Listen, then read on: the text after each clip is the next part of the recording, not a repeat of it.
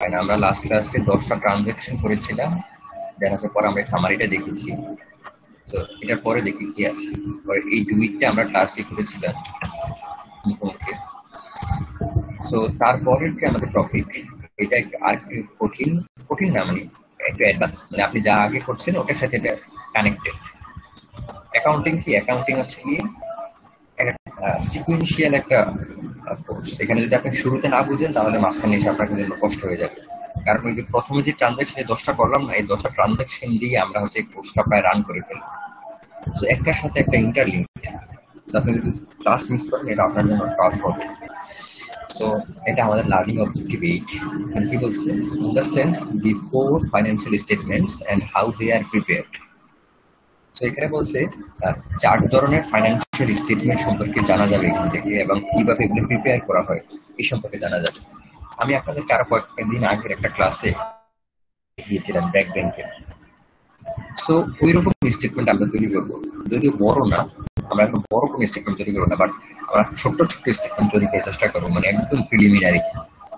আর financial statement কি, এটা যদি আমাকে জিজ্ঞেস করেন তাহলে আমি বলবো ফাইন্যান্সিয়াল স্টেটমেন্ট হচ্ছে কি আপনার বিজনেসের কন্ডিশন কি, আপনার বিজনেসে অ্যাসেট কতটুকু আছে, লাইবিলিটি কতটুকু আছে, ওনার ইকুইটি কতটুকু আছে, এছাড়া আপনার ইনকাম, আপনার এক্সপেন্স এগুলোর কি অবস্থা, দেন আপনার ক্যাশ ফ্লো এর কি অবস্থা, দ্যাট মিনস আপনার নগদে কত টাকা আপনি অ্যাকসেপ্ট করেছেন এবং নগদে কত টাকা আপনি ডিসবার্স করেছেন, মানে ওভারঅল ফাইন্যান্সিয়াল কন্ডিশন যে স্টেটমেন্টের থ্রুতে বা যে রিপোর্টের থ্রুতে প্রেজেন্ট করা হয় ওটার নাম হচ্ছে ফাইন্যান্সিয়াল স্টেটমেন্ট। সো ফাইন্যান্সিয়াল স্টেটমেন্টের 4টা পার্ট আছে। ফাইন্যান্সিয়াল স্টেটমেন্ট সিঙ্গেল একটা ডকুমেন্ট না, এটার 4টা মেজর পার্ট আছে, ইউজুয়ালি 5টা পার্ট, এখানে 4টা বলছে।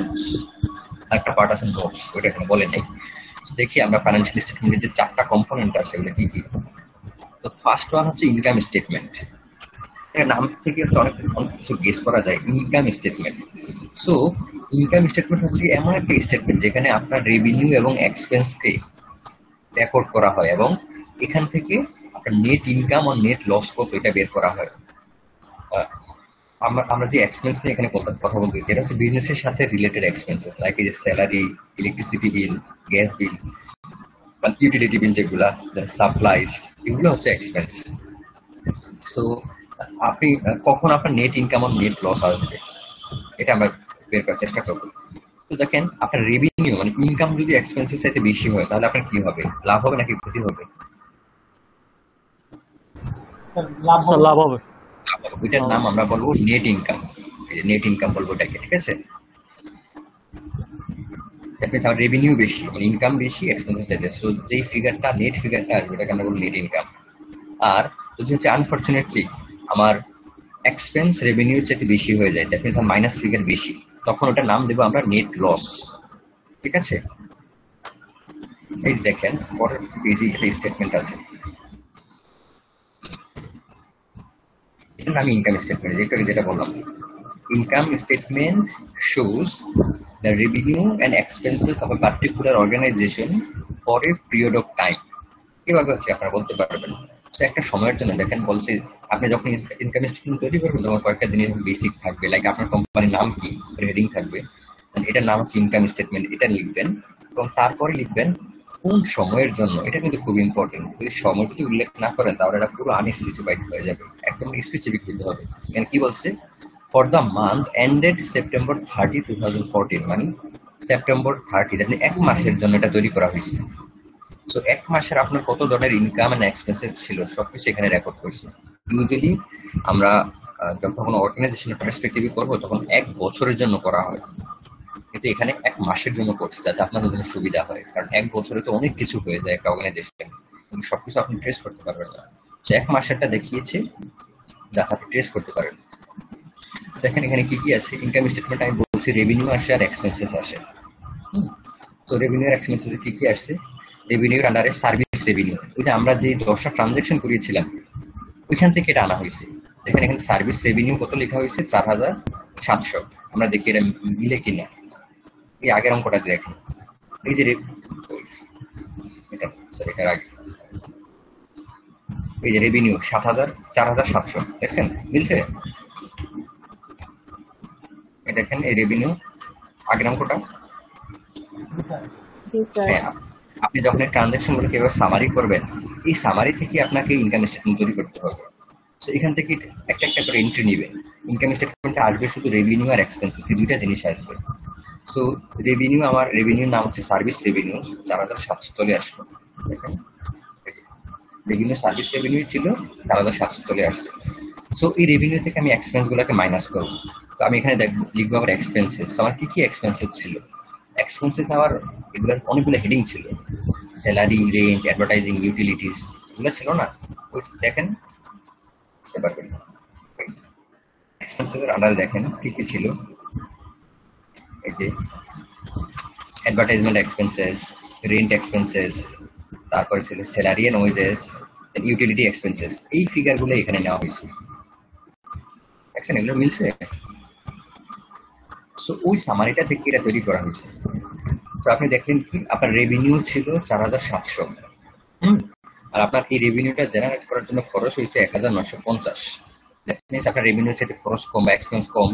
সো যে ডিফারেন্সটা, এটা নাম হচ্ছে কি নেট ইনকাম, এটা পজিটিভ, তাই না? সো আপনি কি করবেন, আপনার ওই সামারিটা দেখে জাস্ট রেভিনিউ এবং এক্সপেন্সের পার্টগুলা এখানে নিয়ে আসবেন। এখানে নিয়ে এসে আপনি যোগ বিয়োগ করে দেখবেন যে হচ্ছে আপনার রেভিনিউ বেশি নাকি এক্সপেন্স বেশি। যদি রেভিনিউ বেশি হয়, অন দ্যাট কেস আমার একটা নাম হবে নেট ইনকাম। আর যদি আমার এক্সপেন্স বেশি হয়, তাহলে এটার নাম হবে নেট লস। দ্যাট মিনস এখানে একটা লস। মাইনাস মাইনাস ফিগার থাকবে এখানে। ওকে, সো এটা গেল আমার ইনকাম স্টেটমেন্ট। তারপরে আমার সেকেন্ড যে স্টেটমেন্টটা আছে, এটার নাম হচ্ছে কি ওনার সিকিউরিটি স্টেটমেন্ট। এখানে বলছে owner's equity statement summarizes the changes in owner's equity for a specific period of time. That means owner's equity statement owners এর সাথে রিলেটেড যতগুলো ট্রানজাকশন আছে ওগুলাকে রেকর্ড করে। ওই যে আপনারা তো দুইটা পার্ট লিখেছিলেন ওনার সিকিউরিটির আন্ডারে, একটা হচ্ছে ওনার্স ইনভেস্টমেন্ট, উপরে দেখবেন ওনার্স ক্যাপিটাল একটা পার্ট ছিল, আর একটা ছিল ওনার্স ড্রয়িংস, তাই না? এই দুইটা পার্টের কি পরিমাণ চেঞ্জেস গুলো আসে, এই এই চেঞ্জেস গুলো নিয়ে আমরা যে স্টেটমেন্টটা তৈরি করব, ওইটার নামই হবে ওনার্স ইকুইটি স্টেটমেন্ট। শুধুমাত্র ওনারের এই দুইটা পার্ট আসবে, ওনার্স এর ইনভেস্টমেন্ট অফ ক্যাপিটাল আর হচ্ছে ওনার্স এর ড্রয়িংস। আর যেগুলো ছিল যে রেভিনিউ আর এক্সপেন্সেস, এটা তো আমরা ইনকাম স্টেটমেন্টে শো করলাম, তাই না? যদিও এটা ওনার্স ইকুইটির পার্ট, তবুও আমরা এটা ইনকাম স্টেটমেন্টে শো করছি। আর ওনার্স ইকুইটি স্টেটমেন্টে জাস্ট এই দুইটা আইটেম আসবে, owner's capital and owner's drawing. আমরা এক্সাম্পলটা দেখি, তাহলে বুঝতে পারবো। দেখেন, এখানেও প্রথমে আপনার কোম্পানির নাম দিতে হবে, তারপরে স্টেটমেন্টটা কোন স্টেটমেন্ট, লাইক এখানে ওনার সিকিউরিটি স্টেটমেন্ট। আর কোন সময়ের জন্য, for the month ended September 30, 2014। That means September মাসের জন্য, এই এক মাসে আপনার বিজনেসে কি হয়েছে এটার জন্য। তো দেখুন, প্রথমেই আপনার আসবে ওনার্স ক্যাপিটাল সেপ্টেম্বর 1, মানে এটা হচ্ছে আপনার ওনার্স যদি আগের কোনো ক্যাপিটাল থাকে, লাইক আমরা যদি অগস্টের কথা চিন্তা করতাম, সে অগস্টে একটা বিজনেস রান করছে, সেখানে তার কোনো ক্যাপিটাল ছিল, তো ওটাকে আমরা সেপ্টেম্বরে রেফার করতাম। কিন্তু এখানে এমন কিছু ছিল না, ওর অগাস্টে কোনো কিছু ছিল না, অথবা বিগিনিং এ কোনো কিছু ছিল না। তো এই কারণে এটা হচ্ছে জিরো। আগের কোনো কিছু নাই, কিছু নাই, ছিল না। যদি কোনো কিছু থাকতো তাহলে আমরা এটা এখানে বসিয়ে দিতাম। সো এবার আমরা দেখবো এই সেপ্টেম্বর মাসে সে কি করেছে। আমরা দেখলাম কি সেপ্টেম্বর মাসে সে ইনভেস্টমেন্ট করেছে $15,000। মনে আছে যে সে যে ইনভেস্ট করছিল, একদম 1 নাম্বার ট্রানজাকশন, দেখছেন? 1 নাম্বার ট্রানজাকশন এটা ছিল না, ওই যে ওনারের ইনভেস্টমেন্ট $15,000। হ্যাঁ, এই ট্রানজাকশনটাই ওখানে গেছে, এবং এটা এখান থেকে খুব ক্লিয়ার। এই যে দেখেন, ওনার্স ক্যাপিটাল কত ছিল, $15,000, তাই না? এখান থেকে $15,000 আসছে। তো সে নতুন করে $15,000 ইনভেস্ট করছে। এখন এই যে আমি একটু আগে বলেছিলাম যে আপনার এক্সপেন্স আর রেভিনিউ, এগুলো তো ওনার সিকিউরিটির পার্ট। তো এই কারণেই দেখেন, এই যে বিজনেসের নেট ইনকাম হলো $2,750, এটা কার ইনকাম অ্যাকচুয়ালি?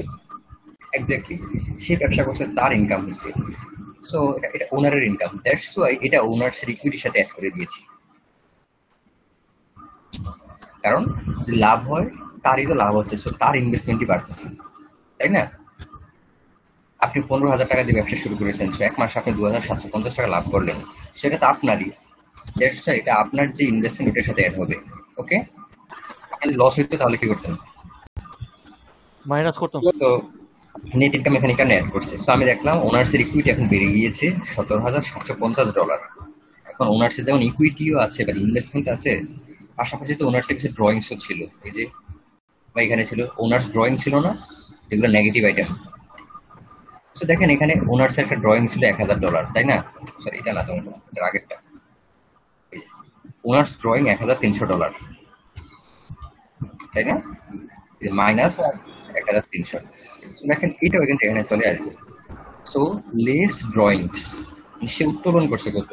$1300। সো ফাইনালি তার $350। তার যে নেট ওনার্স ক্যাপিটাল এটা $16,450। বুঝতে পারছেন? আর দুইটা স্টেটমেন্ট আমাদের ডান। এখন আমরা আসবো 3 নাম্বার স্টেটমেন্টে। তো 3 নাম্বার স্টেটমেন্টের নাম হচ্ছে গিয়ে ব্যালেন্স শিট। সো ব্যালেন্স শিটে কি থাকে? Balance sheet reports the asset, liability and owner's equity at a specific date. that আগের সবগুলোতে বলছে পিরিয়ড অফ টাইম, আর এখানে এসে বলছে স্পেসিফিক ডেট। কারণ কি? এই ব্যালেন্স শিটটা হচ্ছে কোনো একটা পার্টিকুলার ডেটে আপনার বিজনেসের কন্ডিশন কি, এখানে অ্যাসেট কি পরিমাণে আছে, লাইবিলিটি কি পরিমাণে আছে, বা ওনার সিকিউরিটি কি পরিমাণে আছে, এটাকে প্রেজেন্ট করা হয়। সো এই কারণে এটা নাম বলা হয় স্পেসিফিক ডেট অথবা পয়েন্ট অফ টাইম, আর আগের গুলোকে বলা হয় পিরিয়ড অফ টাইম। এত কিছু আপনার লাগবে না। তো আপনি জাস্ট মনে রাখেন একটা ব্যালেন্স শিট আপনার asset, liability and owner security কি পজিশন এটা শো করবে। ওকে, সো দেখি আমরা কিভাবে শো করতেছি। এখানে ব্যালেন্স শিট করতে গেলে আমার কি কি লাগবে?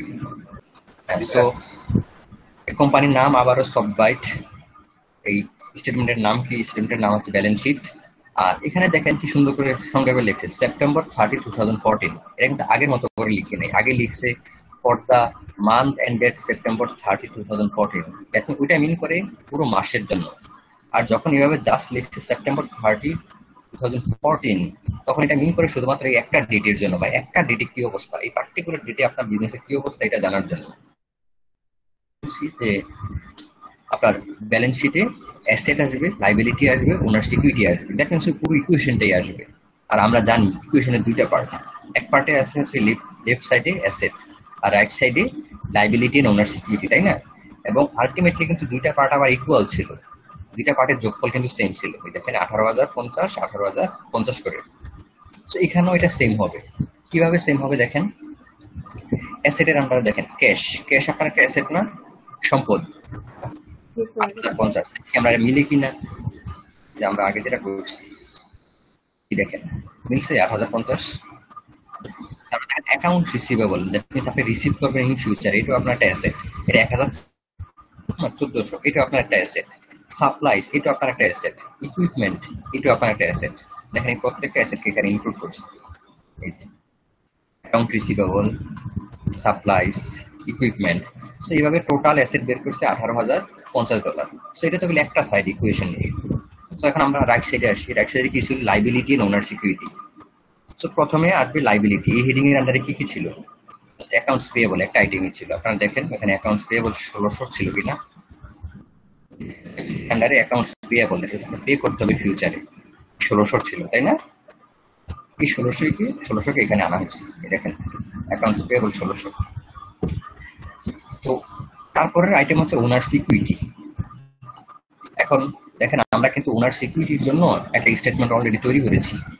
এই উপরেরটাই ছিল ওনার সিকিউরিটি স্টেটমেন্ট। তো আমরা ওখানে কি পেয়েছি? ওনার সিকিউরিটি পেয়েছি $16,450, তাই না? তো এটা সরাসরি আমরা এই যে ওনার সিকিউরিটি $16,450 বসিয়ে দিলাম। তো এখন আমরা যোগ করেন, যোগ করে দেখেন এখানে আসছে 8,050 আর উপরেও ছিল 8,050, আর ইকুয়েশন মিলে গেল, তাই না? এটা সবসময় ট্রু হবে, মিলবেই। কারণ আমরা যখন ট্রানজাকশন গুলো লিখি তখন দুই পাশেই লিখি, এমন ভাবে লিখি সবসময় ইকুয়াল থাকে। দ্যাটস ওয়াই এটা মিলে গেছে। আর আমরা হচ্ছে লাস্ট যে স্টেটমেন্ট, এটার নাম হচ্ছে কি স্টেটমেন্ট অফ ক্যাশ ফ্লো। নাম থেকে বোঝা যাচ্ছে ক্যাশ ফ্লো মানে ক্যাশ আসা যাওয়া, এগুলাকে রেকর্ড করা হবে। সেখানে কি বলছে? Statement of cash flow summarises information about the cash inflow, that means cash receipt and outflow payments for a specific period of time. That means কোন একটা সময়ের ভিতরে আপনার কতগুলা ক্যাশ আসলো এবং কতগুলা ক্যাশ চলে গেল, এটার যে হচ্ছে কি রিপোর্ট, এটাকে বলা হবে স্টেটমেন্ট অফ ক্যাশ ফ্লোস। আমরা এক্সাম্পলটা দেখি।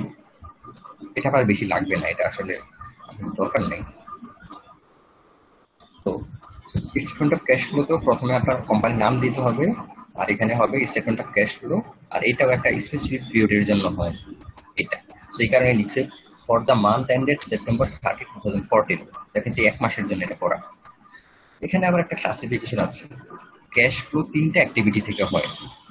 একটা হচ্ছে cash flow from operating activities, second one is cash flow from investing activities, and final one is cash flow from financing activities.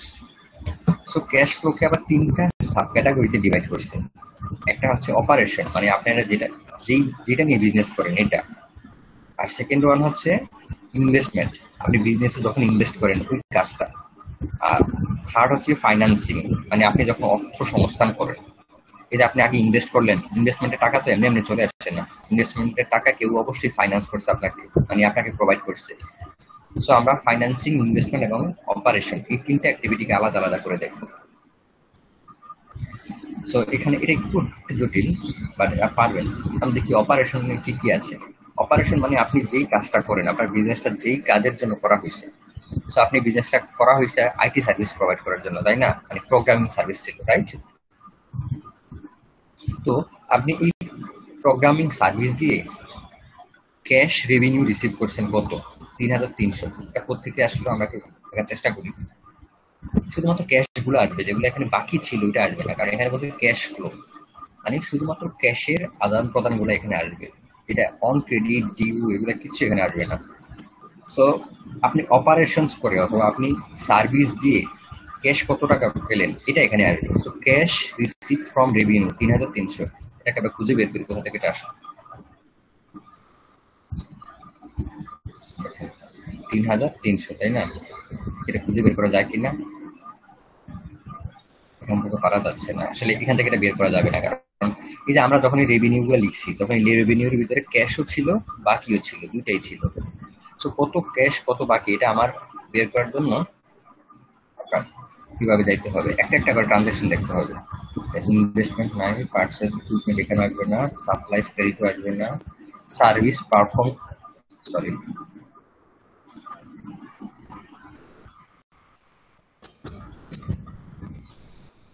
এখানে আছে service perform for cash $1,200। So এই যে $1,200 cash পাইলেন, এটাই তো আপনার অপারেশন, এটাই তো আপনার কাজ, তাই না? এই $1,200 আসবে, এই $1,200 এখানে আসবে, যেটা আমি ক্যাশ হিসাবে রেভিনিউ পাইছি, এটা আসবে। তারপরে সার্ভিস, এটা আসবে, এটা আসবে না। Service perform for cash and credit, তো এখানে ছিল 1,200, আর এখানে দেখেন আবারও সার্ভিস প্রোভাইড করছেন, এই যে সার্ভিস পারফর্ম। ক্যাশে কত করছেন? ক্যাশে 1,500। এখানে 1,500, আর আগেরটাই ছিল 1,200, তো কত হয়? Sorry, 3,300, sorry, 3,300, 3,300। জাস্ট আপনি সার্ভিস পারফর্ম পাইছেন, এটা আপনি খুঁজে বের করবেন। আর এটা হচ্ছে ক্যাশ রিসিপ্ট ফ্রম রেভিনিউ, মানে আপনি সার্ভিস প্রোভাইড করে কত টাকা ক্যাশ পাইছেন এটা। আবার আপনি এক্সপেন্স হিসাবে কত টাকা ক্যাশ পে করছেন এটাও আসবে, এটা মাইনাস হবে।